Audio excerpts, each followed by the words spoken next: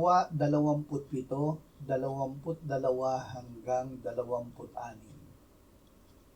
Sinabi ni Pablo, "Ngayon ay ipinapakiusap ko sa inyo na inyong lakasan ang inyong loob, sapagkat walang buhay na mapapahamak sa inyo, kundi ang barko lamang.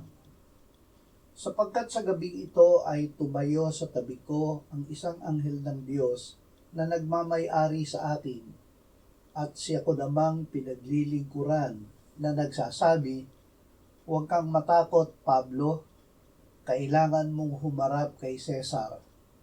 At tunay na ipinagkaloob ng Diyos ang kaligtasan sa lahat ng kasama mo sa paglalayag. Kaya mga Ginoo, lakasan ninyo ang inyong loob, sapagkat ako'y sumasampalataya sa Diyos na mangyayari ito ayon sa sinabi sa akin. Subalit tayo'y kailangang mapadpad sa isang pulo. Ang pananampalataya. Ang Diyos ay katotohanan. Sinabi ni Jesus, "Ako ang katotohanan." Ang Espiritu Santo ay Espiritu ng katotohanan.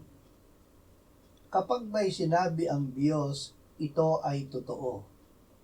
Kapag sinabi niya na may gagawin siya, ito ay kanyang gagawin. Kapag sinabi niya na may mangyayari, ito ay mangyayari. Kaya't napakahalaga na tanggapin natin ang salita ng Diyos sa ating puso.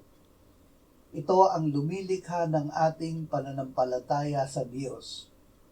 Ang pananampalatayang ito ang tumitiyak sa atin na mangyayari ang ating inaasahan sa Diyos.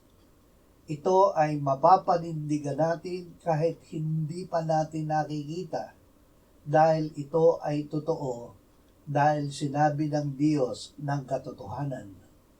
Lahat sila ay